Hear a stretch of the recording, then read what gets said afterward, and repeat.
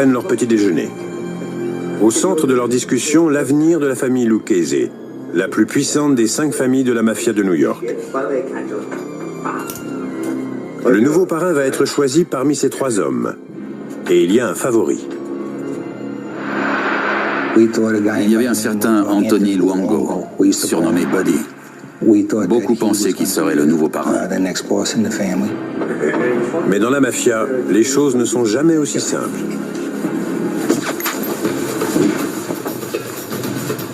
Pour éliminer un rival, tous les moyens sont bons. Les assassins s'appellent Vittorio Amusso, dit Little Vic, et Anthony Gaspipe Casso. Très proches, les 2 hommes sont connus dans la famille Lucchese sous le surnom de Vic et Gas. Le meurtre de Luongo est le point culminant d'un conflit né 1 an plus tôt. En février 1985, le chef de la famille Lucchese, Tony Dux Corallo, est arrêté pour racket. Réputé pour avoir jusque-là esquivé toute assignation à comparaître, le FBI parvient finalement à le coincer. Grâce à des micros placés dans la voiture du parrain, s'ouvre l'affaire de la commission de la mafia. D'après le gouvernement, ces hommes dirigent les plus importantes organisations criminelles du pays. La commission est une assemblée créée en 1931 au moment de la fondation des 5 familles. Sorte de gouvernement de la mafia, la commission veille au respect des règles de conduite et résout les conflits entre les familles. Les 5 familles de New York ont chacune un représentant à la commission, et ce sont ces hommes qui font l'objet de poursuites. Le procureur Greg O'Connell s'est fixé pour mission de démanteler la mafia. Pour lui, c'est l'occasion idéale. C'était la première fois que les dirigeants des familles étaient arrêtés tous en même temps. Ça les a déstabilisés. Tony Corallo est libéré sous caution, mais il sait qu'il risque une condamnation à vie. Il doit donc choisir le futur parrain de la famille Lucchese. La famille doit continuer à exister. Elle doit trouver quelqu'un pour diriger et faire tourner l'organisation. Un peu comme dans une entreprise, lorsqu'il faut remplacer le PDG. Vic Amusso et Anthony Casso veulent à tout prix prendre les rênes de cette puissante famille de la mafia. Avec 120 membres et environ 1000 associés, la famille Lucchese jouit d'une grande considération auprès de Cosa Nostra, la mafia new-yorkaise. C'était un honneur de devenir un affranchi. Entrer dans la famille Lucchese, c'était comme sortir diplômé de West Point. Le fief des Lucchese se trouve à Harlem et dans le Bronx. Tous les parrains qui se sont succédés viennent de ces quartiers. Mais la famille Lucchese a également des factions à Brooklyn et dans le New Jersey. Les plus puissants étaient à Harlem. Ils appelaient ça la 108e rue. C'étaient les plus forts. Ils venaient toujours de Harlem. Tommy Ricciardi est capot dans la faction du New Jersey. La famille Lucchese savait qu'elle pouvait compter sur la faction du New Jersey pour n'importe quoi. Un meurtre, quoi que ce soit, les gars du New Jersey s'en occupaient. La famille Lucchese est toujours restée unie. Mais 50 ans après sa création, les capots des différentes factions se battent pour la place de parrain. Vic et Gas sont de Brooklyn, et leur plus grand rival, Buddy Luongo, vient du Bronx. Le sentiment de paranoïa qui régnait habituellement dans la rue s'était intensifié. Tout le monde se demandait quel serait le prochain coup des Lucchese.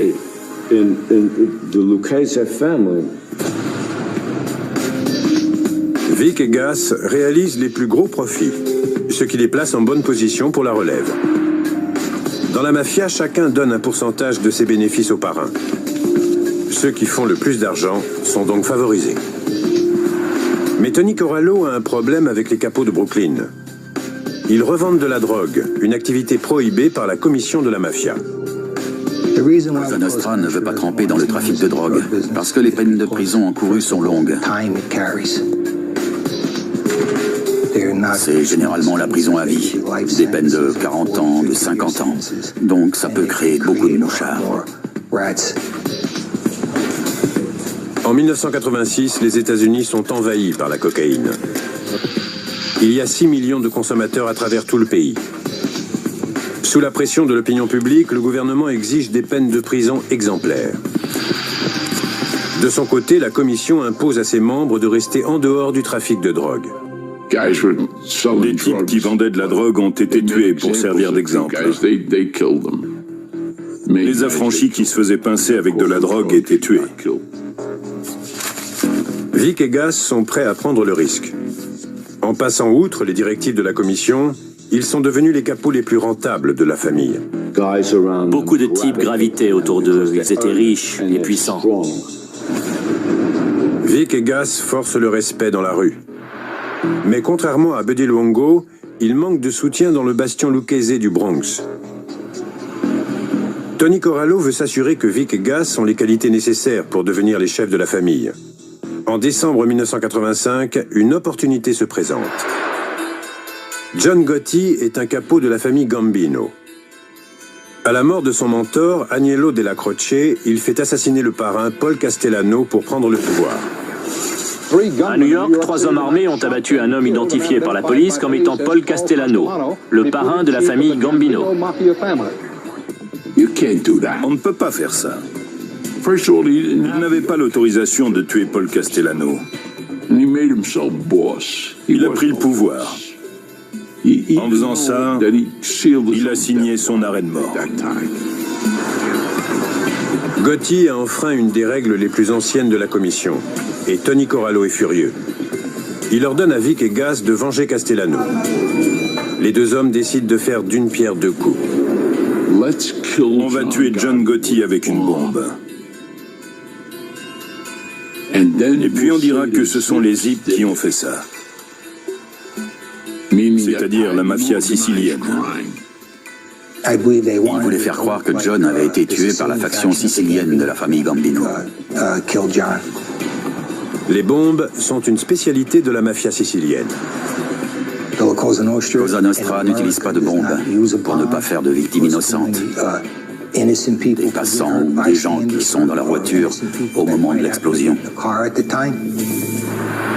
Désireux de se faire bien voir de Tony Corallo, Vic et Gas décident d'exécuter le contrat sur John Gotti.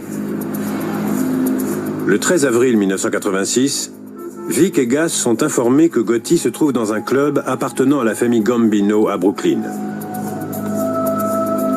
Sa voiture est garée devant.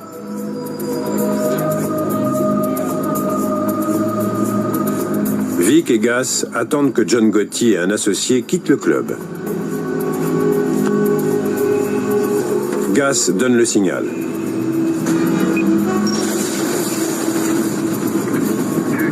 Vic et Gas quittent les lieux, sûrs d'avoir réussi leur coup. Mais le lendemain, ils découvrent qu'ils ont fait une grosse erreur. Un homme a été tué, Frank DeCicco, le sous-chef de John Gotti. Même si John Gotti n'est pas mort dans l'explosion, Tony Corallo est satisfait.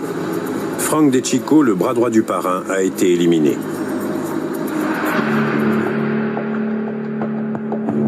Amusso et Casso sont sur le point de prendre les rênes de la famille Lucchese. Pourtant, l'assassinat manqué de John Gotti va leur coûter cher.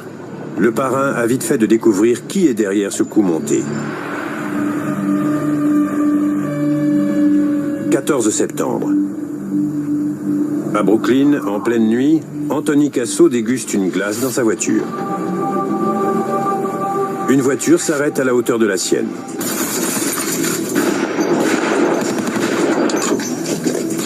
Une fusillade éclate. Casso est touché. Il parvient à s'enfuir et trouve refuge dans un restaurant chinois. Chancelant, il s'écroule au milieu des clients. Mais il est vivant et furieux. Casso a survécu à cette fusillade. Et il était furieux, c'est le moins qu'on puisse dire.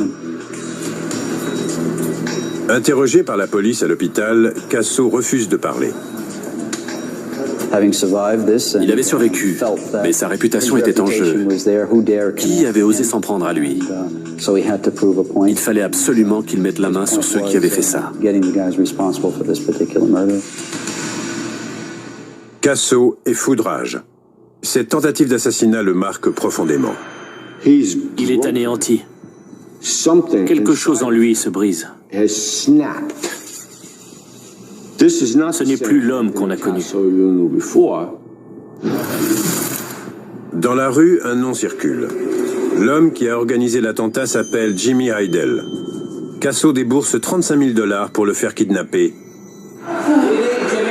et jeter dans une cave de Brooklyn.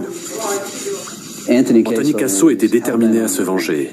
C'était sa seule motivation. 18 octobre 1986, fin d'après-midi. Casso a son arme braquée sur Jimmy Heidel. Il l'a torturé jusqu'à ce qu'il lui dise qui d'autre était impliqué. Il m'a raconté qu'il avait tiré à plusieurs reprises sur Jimmy. D'abord les chevilles, puis les jambes, puis les épaules et les bras,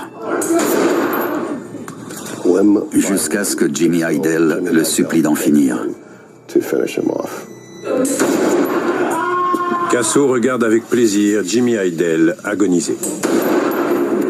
Il parvient à lui extirper le nom du commanditaire avant d'exaucer son dernier souhait.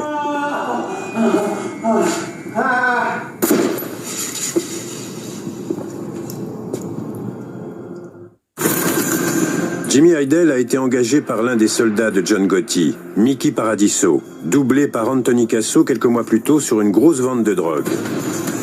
Aucun doute, John Gotti a voulu sanctionner Anthony Casso. On a dit au Gambino qu'il devait tuer Mickey Paradiso parce qu'il avait tiré sur Gas. Mais le soldat de la famille Gambino demeure impuni. C'est un affront pour Anthony Casso et cela risque surtout d'entraver son ascension au sein de la hiérarchie. Casso tient beaucoup à sa réputation et à la façon dont il est perçu par ses pairs. Pour sauver la face, Casso raconte partout qu'il a tué Jimmy Heidel dans l'espoir que cela parvienne jusqu'aux oreilles du parrain, Tony Corallo. Il voulait que tout le monde sache que c'était lui qui avait éliminé Jimmy Heidel. Casso espère que son intransigeance lui fera gagner les faveurs de son patron. Tony Dux Corallo, le parrain de la famille Lucchese, est condamné pour racket et une série d'autres crimes. Novembre 1986. Tony Corallo, le parrain de la famille Lucchese, est condamné pour racket ainsi que 8 autres grands pontes de la mafia. L'heure étant venue de désigner un successeur, il est impressionné par la poigne dont font preuve les deux capots de Brooklyn, Vic Amuso et Anthony Caspipe Casso. Un sérieux rival inquiète pourtant les deux hommes. En expédiant Buddy Luongo à la morgue, Vic et Gas éliminent le dernier obstacle gênant. Au terme d'une année agitée au sein de la famille Lucchese, Tony Corallo prend enfin sa décision. Alors qu'il attend la sentence du tribunal, il convoque Vic et Gas pour un entretien confidentiel. Il offre la place de parrain à Anthony Casso. Mais à sa grande surprise, celui-ci refuse. Anthony voyait les choses à sa façon.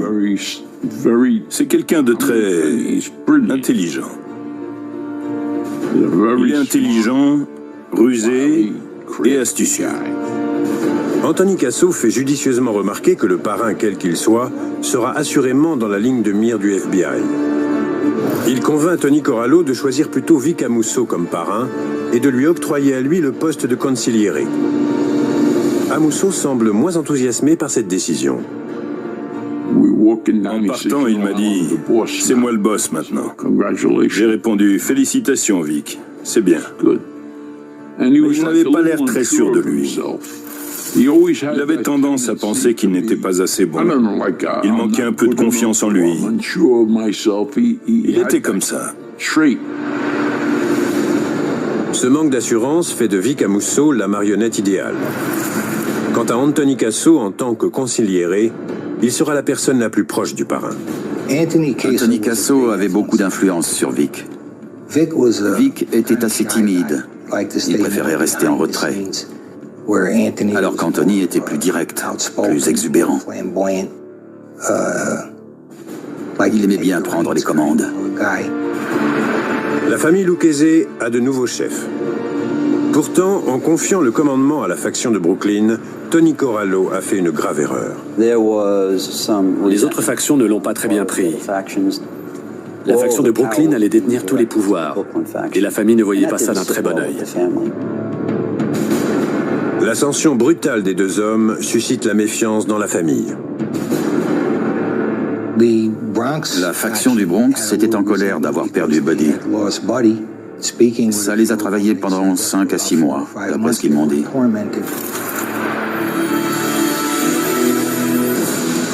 Vic et Gus ne sont pas disposés à accepter la moindre dissension dans les rangs.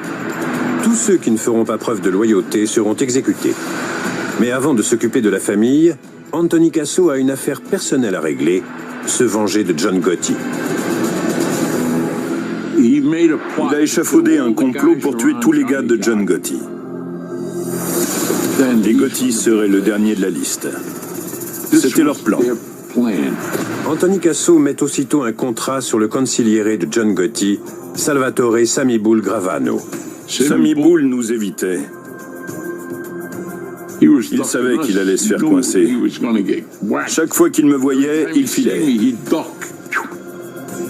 Gravano parvient à éviter les tueurs des Lucchese pendant des mois. Vic et Gus vont bientôt être contraints de renoncer momentanément à leur vengeance contre Gotti, car ils commencent à être dans le collimateur du FBI. Depuis qu'ils sont aux commandes de la famille Lucchese, Vic et Gus sont devenus la priorité de l'agent spécial Richard Rudolph. Ainsi qu'Anthony Casso l'avait prévu, le FBI s'intéresse à Vic Amusso, le parrain. Son consigliere Anthony Casso n'est pas inquiété. On a commencé à s'intéresser à Vic Amusso, pas à Casso. C'était lui notre cible. L'agent Rudolph place Vic Amusso sous surveillance constante. On le prenait en filature chaque jour, pendant toute la journée, et parfois même la nuit. On le suivait partout. Mais les membres de la mafia sont passés maîtres dans l'art d'échapper aux filatures et à la justice. Une bonne journée, c'est lorsqu'on assiste à des rencontres avec des membres de la famille ou avec des membres d'autres organisations criminelles. Et si on arrive à prendre des photos, c'est encore mieux. Pourtant, Richard Rudolph sait que la filature ne suffira pas à faire tomber les chefs de la famille Lucchese. Il lui faut aussi des informateurs, et Vic et Gus ont une faiblesse. Ils commettent l'erreur de faire travailler une bande de braqueurs de banque connue sous le nom de Bypass Gang. Pour la plupart, ces hommes n'ont rien à voir avec la mafia. N'importe lequel pourrait trahir les nouveaux chefs du clan Lucchese. Mais Vic et Gus ont des méthodes très efficaces avec les mouchards. La seule solution, quand on est face à des situations extrêmement confuses et qu'on ne fait plus confiance à personne, c'est de se débarrasser des personnes susceptibles de vous causer du tort. Ils se sont renseignés et il y avait des mouchards.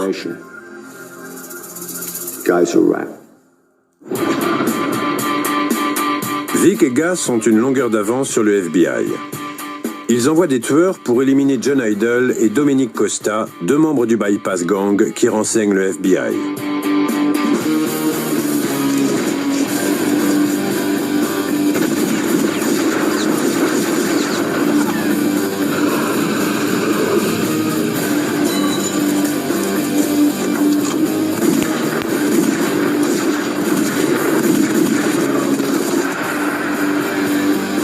L'accumulation de cadavres dans les rues de New York réduit à néant les réseaux d'information du FBI.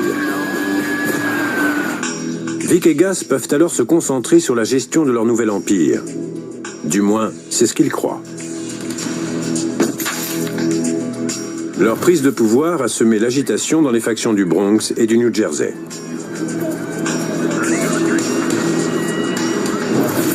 Pour asseoir leur autorité, les deux hommes s'en réfèrent au code d'honneur de la mafia envers le parrain.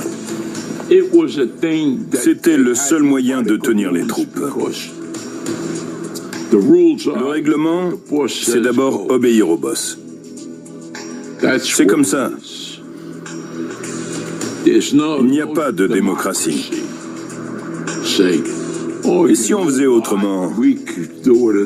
Bien sûr, fais ça et t'es mort. Vic et Gus commencent par la faction du Bronx. La famille Lucchese contrôle le Garment District, un quartier de Manhattan. Le transport routier, les prêts usuraires et l'extorsion rapportent plusieurs millions de dollars par an. Pendant des années, ce quartier a été dirigé par Michael Papadio, un soldat du Bronx. Vic et Gas veulent reprendre le contrôle de ce quartier. Al Diarco sait comment Papadio va réagir. Testadura, ça veut dire la tête dure. Il ne voulait pas écouter. Il faut écouter, c'est une armée. Le général parle, tu écoutes. Papadio est têtu. Pour lui, cette demande n'est pas raisonnable. Je lui ai dit, écoute, laisse tomber ce quartier. Tu sais ce que tu risques. Mike, ils vont te tuer. Et c'est à moi qu'ils vont demander de le faire. C'est effectivement vers Al Diarco que Vic et Gas se tournent pour exécuter les sales besognes. On l'a localisé et on a envoyé quelqu'un en qui il avait toute confiance. On l'a emmené dans une boulangerie. Moi, je l'attendais et je l'ai tué.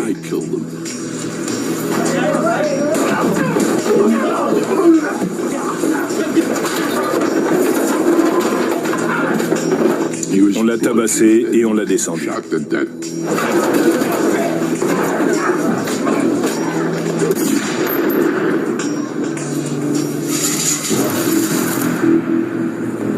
Vic et Gas poursuivent leur conquête du Bronx. Anthony Dilapi, un soldat de la famille Lucchese, s'enfuit en Californie. Casso pense qu'il complote contre lui et Vic et le fait tuer. Les bons et loyaux soldats commencent à s'interroger sur les vertus de leur parrain. Ils allaient tuer tout le monde? Tous ceux qui ne leur revenaient pas allaient y passer? Mais pour le moment, Al Diarco et les autres capots de la famille n'ont pas le choix. Ils doivent obéir. Un bon soldat doit obéir aux ordres. Et pour réussir, il faut savoir faire confiance. Si on est témoin de quelque chose qui ne semble pas correct, il ne faut pas poser de questions. Quand on commence à poser des questions, les choses se gâtent.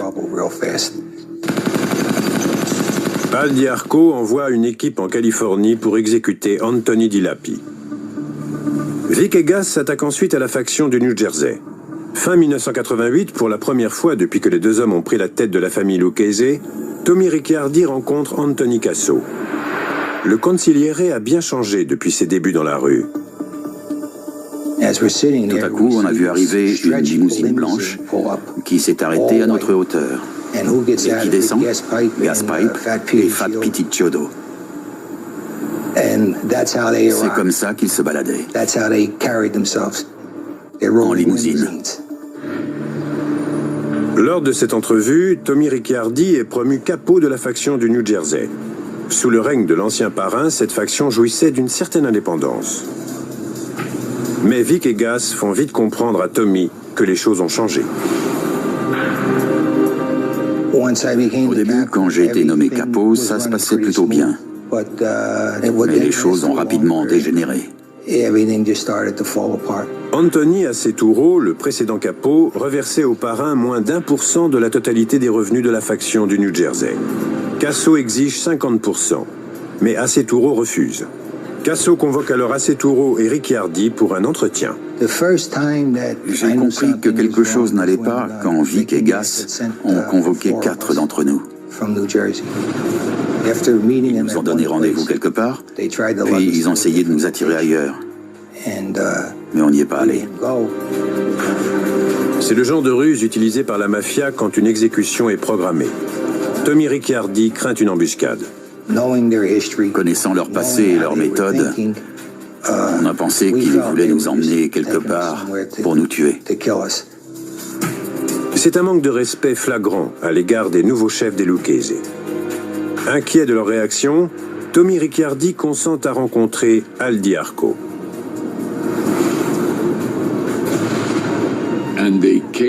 Ils sont venus au restaurant La Donna Rossa.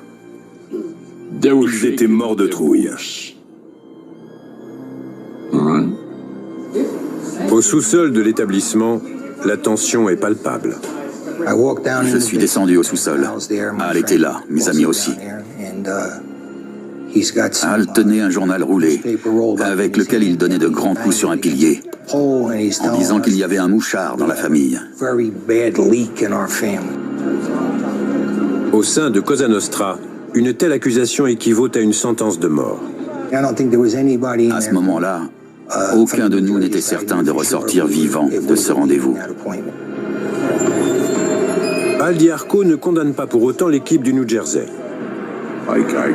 Je devais trouver un moyen de retarder les choses. On ne peut pas tuer des types comme ça. Il fallait frapper un grand coup. C'est ce que Gass voulait. Tommy Riccardi sait quel sort a été réservé à Michael Papadillo et aux autres soldats du Bronx qui se sont opposés à Vic et Gass. Il ne les laissera pas détruire la faction du New Jersey. Il n'a jamais été question de rompre avec Vic et Gass, ni avec la famille. Personne ne peut survivre à ça.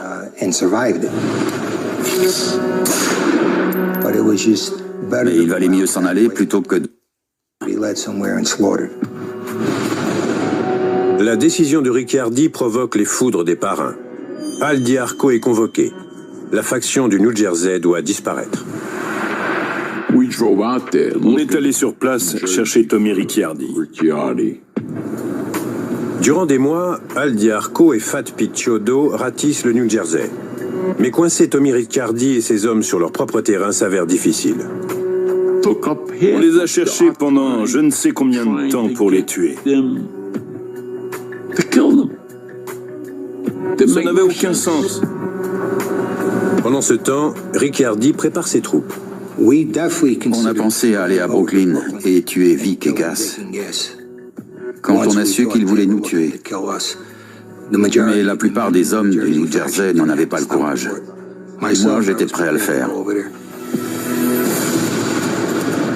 Finalement, Fat Picciotto parvient à coincer un des hommes de Ricciardi. Joseph Lamorte est atteint par 2 balles, mais il survit.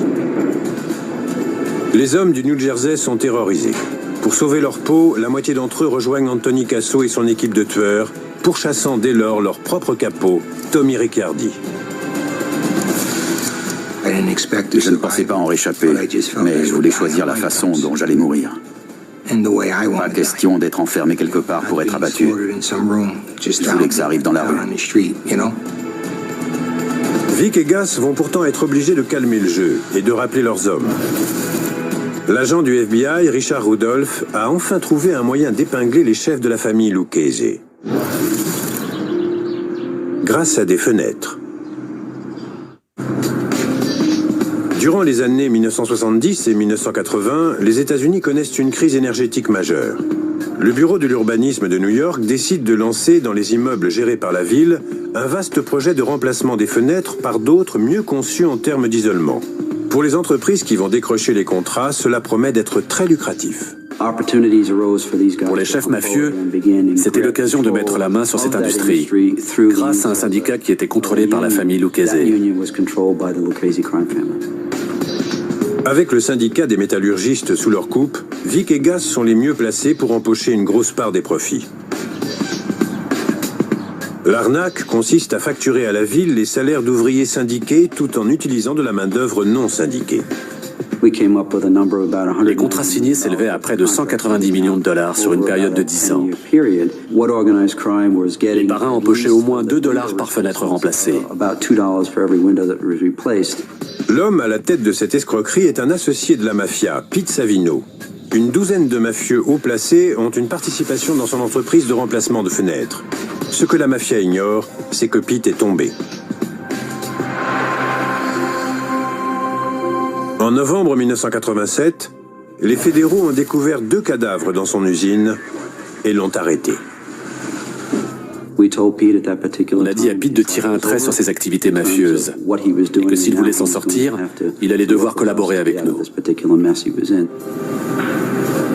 Pete Savino accepte de collaborer avec Richard Rudolph en échange d'un allègement de peine. Équipé d'un micro, il enregistre des centaines d'heures de conversation avec ses associés mafieux. Rudolph découvre que Vic et Gas sont impliqués dans l'escroquerie des fenêtres. Pour le FBI, l'affaire est énorme. L'affaire des fenêtres a été dévastatrice pour les familles du crime organisé. Il y a eu de nombreuses arrestations. Le 28 mai 1990, le FBI passe à l'action. Informés, Vic et Gas ont pris la fuite. Avant de partir, Anthony Casso a une entrevue avec Al Diarco. Il lui confie temporairement le commandement de la famille. Avec le FBI à ses trousses, la paranoïa de Casso atteint son apogée. Il avait toujours été parano. Il se méfiait de tout et de tout le monde. Casso a toujours su comment manipuler Little Vic Amusso. Il lui a bourré le crâne jusqu'à le rendre dingue. Vic a commencé à se pavaner comme Don Corleone et dans Le Parrain. Il avait une grosse voiture, il portait un chapeau comme Al Pacino, un long manteau. Ça nous faisait rire. Mon fils et moi, ça nous faisait rire. Il débloquait complètement. C'était l'influence de Gaspipe. Il faisait tout ce que Gaspipe lui demandait. Sur ordre de Casso, les exécutions se multiplient. Beaucoup de gens en dehors de la famille Lucchese se demandaient ce que Gaspipe avait en tête. Il y avait beaucoup d'exécutions et ça ne faisait qu'accroître le chaos ambiant. Avant de quitter Brooklyn, Casso ordonne à Diarco de tuer un capitaine du Bronx, Mike Salerno. Tenu d'obéir au parrain, Diarco va voir un de ses hommes de main. Je lui annonce « Mauvaise nouvelle, Joey ». Il me dit quoi? Je lui réponds « C'est Mike. Il a la trouille. Il faut l'éliminer tout de suite. » Il l'a abattu, puis il lui a tranché la gorge pour s'assurer qu'il était mort. Et il l'a mis dans le coffre de sa voiture. 5 juin 1990. La police se rend sur Westervelt Avenue à Brooklyn après avoir reçu des plaintes concernant une odeur nauséabonde. Dans le coffre d'une voiture abandonnée gît le cadavre de Mike Salerno. Personne ne semble à l'abri de la paranoïa d'Anthony Casso qui exécute ses propres soldats. Bruno Facciola est capot dans la faction de Brooklyn. Casso affirme que c'est un mouchard. Bruno, un mouchard? Il est dans la mafia depuis 30 ans et du jour au lendemain, il devient un mouchard? Mais Diarco obéit aux ordres. Il demande à ses hommes d'attirer Bruno dans un garage de Brooklyn. Ils l'ont attrapé, puis ils l'ont traîné de force.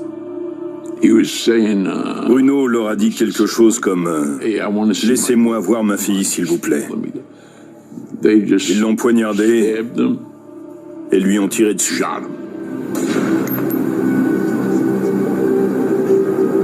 Les tueurs laissent un canari dans sa bouche, ce qui signifie qu'il a balancé au FBI.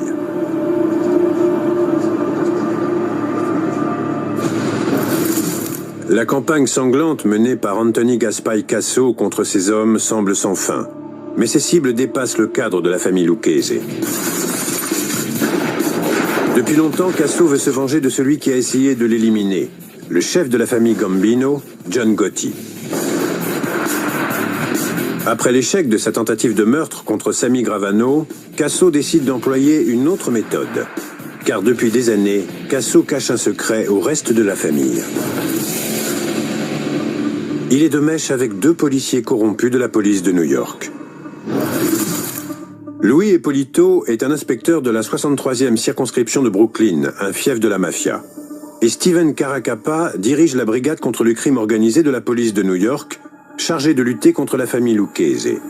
Tous deux sont très bien placés pour aider Casso et ont alimenté sa paranoïa en citant des noms d'ennemis potentiels.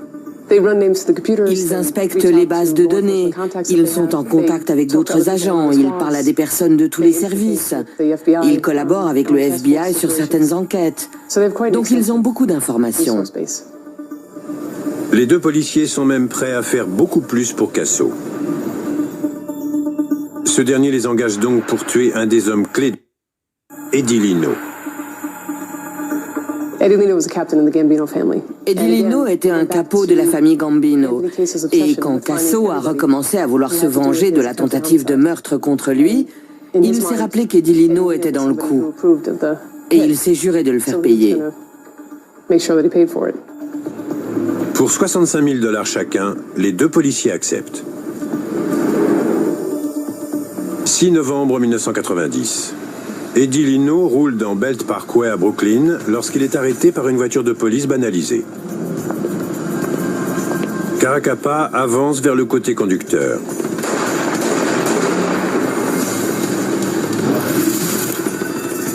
Le contrat est exécuté. 9 janvier 1991. Anthony Casso se rend discrètement à Brooklyn et convoque Al Diarco. Les doutes de ce dernier quant à l'état d'esprit de Casso sont confirmés. Il m'a dit, tu sais quoi, Al? Je vais acheter une maison et j'inviterai 10 gars. On boira un coup et ensuite on les tuera tous. Quoi? Mais pourquoi? Qu'est-ce que ça veut dire?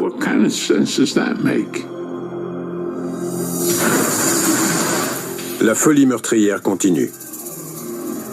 Il voulait que ça ressemble à une assemblée romaine, où lui, tel César, aurait trôné avec ses hommes. Pouce baissé, tu le tues. Ensuite on boit, on mange, le suivant arrive, pouce baissé, tue-le. Les gladiateurs se font toujours tuer, non? Le pouce est toujours baissé. Ensuite, ceux qui sont assis autour de la table se regardent et ils s'entretuent. Casso a ordonné la mort de capots de faction du Bronx, du New Jersey et même de la sienne à Brooklyn. Mais ce qu'il fait ensuite horrifie Al Diarco. Casso a des doutes sur l'intégrité d'un de leurs hommes de main, Fat Pete Chiodo. Cet homme de 180 kilos est un capot loyal de Brooklyn qui a exécuté toute une série de meurtres ordonnés par Casso. Il veut tuer ceux qui ne transgressent pas le règlement. Il n'a plus aucune limite. C'est un psychopathe. Diarco fait tout son possible pour ne pas obéir à cet ordre. Je fais durer encore et encore. J'invoque toutes sortes de prétextes, en essayant que ça ne se voit pas trop. Mais Diarco sait qu'il ne pourra pas continuer ainsi. Gaspipe venait me voir et me disait « Il est toujours vivant ?» Ça voulait dire « Qu'est-ce que t'attends ?» 8 mai 1991. Fat Pete prend de l'essence dans une station-service de Brooklyn.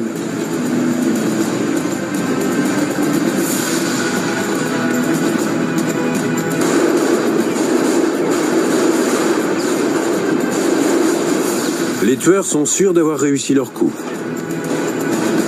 Ils se trompent. Pete Chiodo, capot de la famille Lucchese, est à l'hôpital avec 12 balles dans le corps. Il prend alors une décision fatidique. Il accepte de collaborer avec le FBI. C'est la faille tant attendue. Ça a été exceptionnel pour nous quand Pete Chiodo a accepté de témoigner. Furieux que l'équipe d'Al Diarco ait raté son coup, Casso le démet de ses fonctions de parrain par intérim.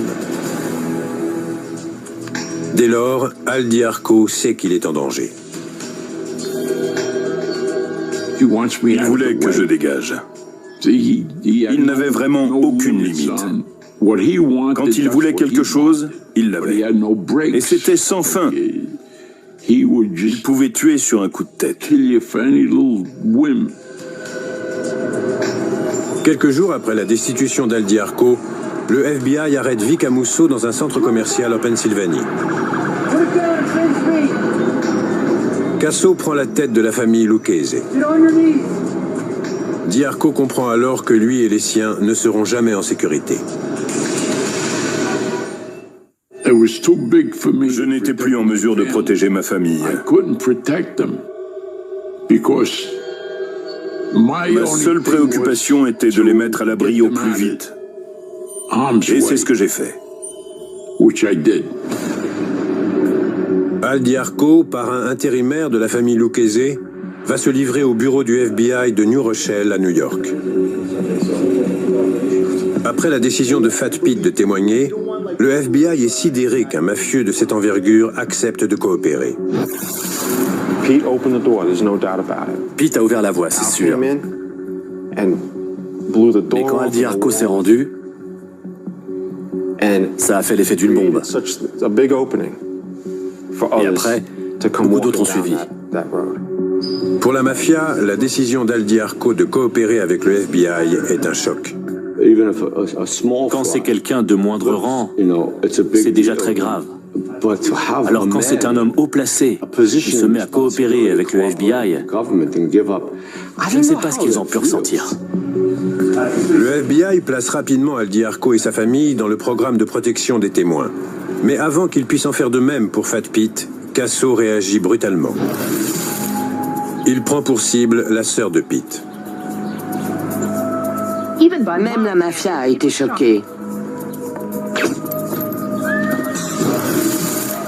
2 hommes portant des masques de ski ont tiré 3 balles sur une femme, une mère de famille. C'était sans précédent. Ça n'était jamais arrivé aux États-Unis. Ils ont enfreint la règle la plus importante. On ne touche pas à la famille. Ils doivent respecter ma famille, comme si c'était la leur. En transgressant une des règles les plus importantes de Cosa Nostra, Casso provoque l'effondrement de la famille Lucchese. La révolte gronde. Tommy Ricciardi entre à son tour dans le programme de protection des témoins. Je n'avais plus aucun respect pour eux. Ça ne veut pas dire que ce que j'ai fait est bien. Mais on m'a proposé une nouvelle vie et j'ai accepté. Une fois les secrets de la famille Lucchese divulgués, il ne faut pas longtemps à l'agent Rudolph pour trouver Anthony Casso. 19 janvier 1993, début de matinée. Richard Rudolph et une unité du SWAT sont postés autour d'une maison à Bud Lake, dans le New Jersey. Casso est un psychotique, un assassin multirécidiviste et un expert en armes à feu. Rudolph s'attend à un échange musclé. Pas un geste! Casso n'a pas été informé de cette descente. Il sort de la salle de bain en peignoir. Rudolph affronte le parrain de la mafia. Il m'a dit « Je savais que vous finiriez par m'avoir ». L'arrestation d'Anthony Casso est la dernière pièce du puzzle. C'était le sociopathe le plus violent de la mafia durant cette période. Il avait une espèce de frénésie à tuer quasiment incontrôlable. Et il n'éprouvait aucun remords. Il y avait en lui un mélange de pouvoir et de désir meurtrier qui en faisait une des personnes les plus dangereuses de la côte Est.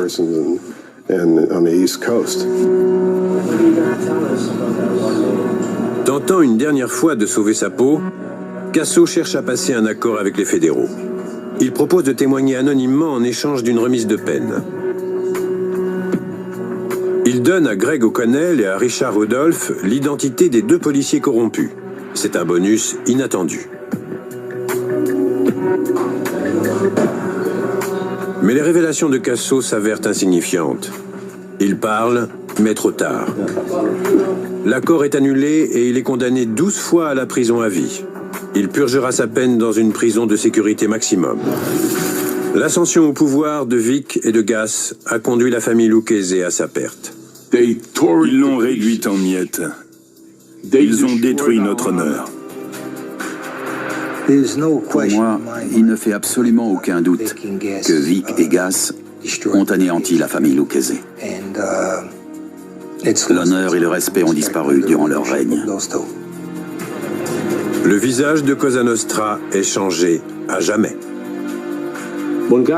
Lorsque des gens qui étaient au sommet commencent à dégringoler comme ça, ils n'ont aucune issue de secours.